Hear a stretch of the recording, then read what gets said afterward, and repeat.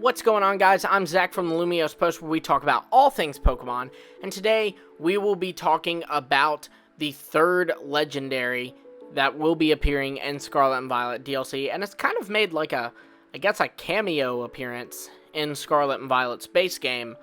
But yeah, we're going to see the full thing in DLC, and we're going to talk about what this thing could be.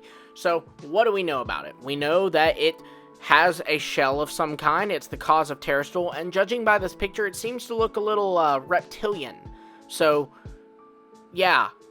Because of that, I am kind of thinking that the dragon typing is a very viable option here. I've also, for its second typing, I think that rock is a possibility, what with it being connected to the Terrestrial gimmick, which is very crystallizing and deals with crystals, which are, rocks. So that makes a ton of sense. And then there's a bunch of theories of this Pokemon being reality warping. And in fact, it's definitely reality warping. It's just really a question of if it's kind of time associated or fake things becoming real kind of association. I think it could be both. Did a whole video on it that you should totally check out. But yeah, I think that encompasses all of reality, and that of course includes time. That's a very fundamental part of reality. But I think because of this trait of it, it could also have the fairy typing.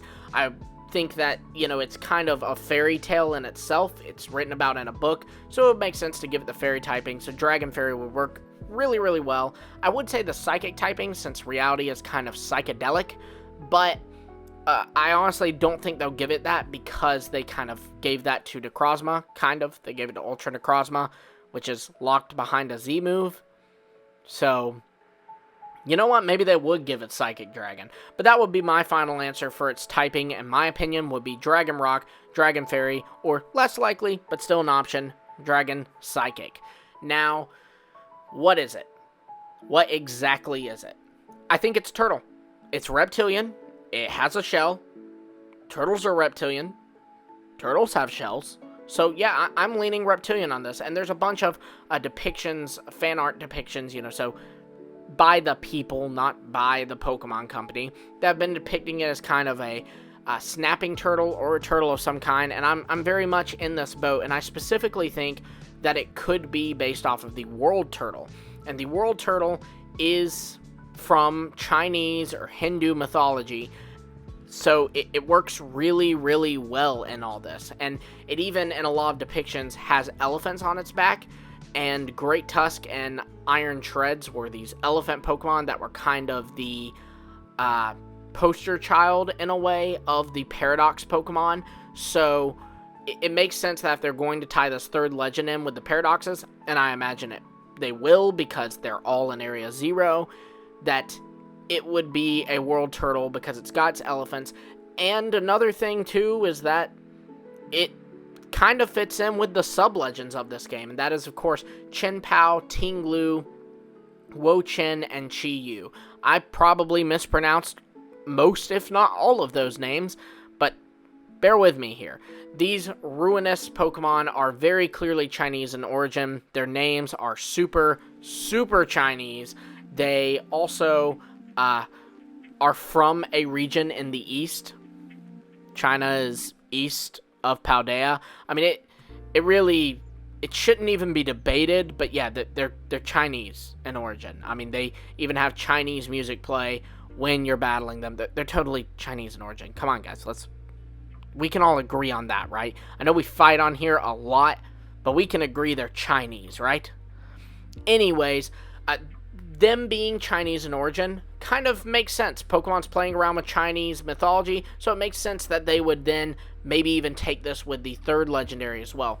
Especially because there's a lot of speculation that a China region could never happen because a lot of the political not funness, if you will, between Japan and China. So if they're not going to ever do a China region, it makes sense that they would be taking kind of the lore and putting it in other places. We've already seen them do this with the Kami Quartet as well. So, yeah, I mean, if that's the route they're going, then that could be the route they're going again in Scarlet and Violet. Now, I also think that this Pokemon story is tied to the ruinous quartet. We know that the ruinous quartet were these treasures given to the king, not Pokemon treasures. A pot or cauldron, swords, a scroll, and beads. They were just treasures. But one night they came to life overnight and like wrecked the castle, and they were put in shrines and sealed away, and of course you come and unleash them. But you catch them, so it's all good.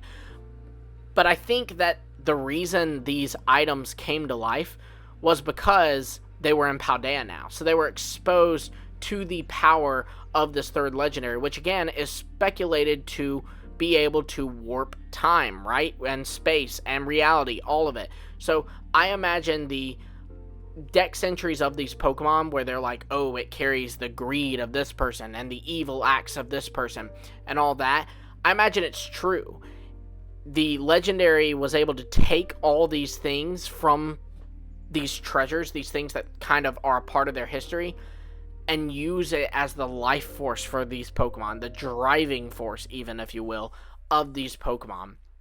And it just, like I said, makes so much sense. They all sure look like animals, but in a way, especially with Ting-Lu, Wo-Chen, and Chien-Pao, they look like they're kind of fake in a way, you know, especially Ting-Lu. He's the biggest one here. He looks like he's just mud shaped into a deer. He looks like a clay deer. He doesn't look like an actual deer. And so I think that that's exactly what happened, is the third legendary warped reality to bring these things to life. So again, if the third legendary is tied into the ruinous quartet story, it would make sense that the third legendary would itself be Chinese, just like these things. You know, that just makes sense from a creative standpoint. So yeah, I'm fully banking on World Turtle here with this. And what does that mean for these games?